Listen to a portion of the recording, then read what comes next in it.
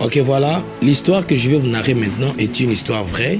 Les personnages sont bien sûr fictifs, sauf que cette histoire va vous édifier. Le monsieur que vous voyez là, c'est le monsieur Serge, un monsieur très intelligent qui gagne très bien sa vie. Un jour, comme tout homme, il s'est décidé d'épouser cette dame que vous voyez là, mademoiselle Sarah. Avec mademoiselle Sarah, ils ont eu 3 enfants. Alors, monsieur Serge, il gagnait sa vie, mais il n'était pas vraiment assez riche. Alors Dieu a fait grâce. Il est devenu ambassadeur, patati patata. Il avait plusieurs sources d'entrée. Et voilà qu'il devient millionnaire, il devient riche. Vous savez, quand quelqu'un devient riche, il a derrière sa tête un nouveau mode de vie. Il choisit de faire sa vie quand même. Avec l'argent, ça va comme ça. Avec l'argent, vous savez, tout est possible. L'argent peut faire de vous ce qu'il veut.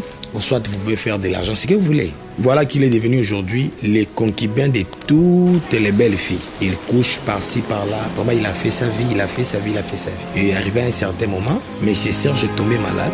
Ils ont cru que c'était du poison et ils arrivent en Inde pour traiter sa maladie.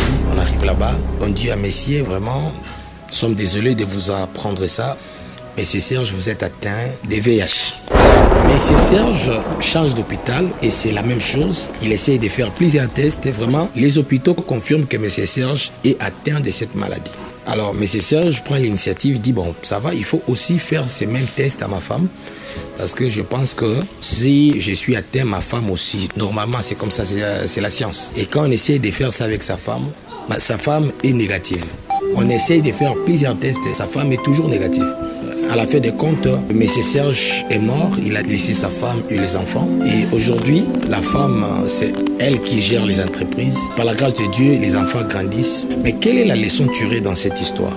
La première leçon est celle-ci. Vous savez, dans la vie, plusieurs personnes sont devenues bourreaux aujourd'hui, sont devenus néfastes. Pourquoi? Parce qu'ils ont dû rencontrer plusieurs malheurs dans leur vie. Plusieurs injustices, plusieurs humiliations. Et toutes ces choses-là ont fait en sorte que ces gens-là changent. Des amis, mais aujourd'hui qui sont devenus indifférents envers vous. Pourquoi? Parce qu'il a croisé plusieurs choses. Alors, les conseils d'aujourd'hui, il faut faire très attention dans la vie. Ne devenez pas bourreau à cause des choses qui t'arrivent. Vous savez quoi? Cette dame savait que son mari couchait par-ci par-là. Mais dans sa tête, elle est restée une femme. Elle n'a pas voulu faire l'adultère.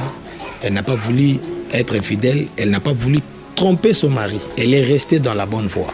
Et voilà ce qui s'est passé. Quelque chose que les médecins ne comprennent pas. Même elle-même, cette femme, revient toujours pour faire les tests. Et les résultats sont toujours négatifs. Dieu peut t'épargner. Ne devenez pas méchant parce que les gens vous ont montré la méchanceté dans la vie. Ne devenez pas infidèle parce que votre mari est infidèle. Ne devenez pas infidèle parce que votre femme est infidèle. Si votre femme est infidèle, Dieu s'occupera d'elle. Si votre mari est infidèle, Dieu s'occupera de lui. Mais vous, ce que vous devez faire, vous devez demeurer ce que vous êtes. Que le mal ne puisse pas vous dominer. C'est ce qu'elle avait dit, mais surmonter le mal par le bien. Vous savez, les gens qui aident, souvent, à leur tour, ne sont pas vraiment aidés. Non, ça, je ne dis pas que c'est pour tout le monde. Ça arrive des fois. Tu donnes beaucoup. Quand tu as manque, personne ne vient pour t'aider. Alors, ce sont des genres de choses qui peuvent aussi changer ta façon de faire des choses. Mais je viens aujourd'hui te dire, reste toi-même. Reste bon. Dieu va t'épargner dans beaucoup de choses, dans beaucoup de dangers. Dis-moi ce que vous pensez par rapport à cette histoire dans vos commentaires. Et on se retrouve très bientôt. Que Dieu vous bénisse.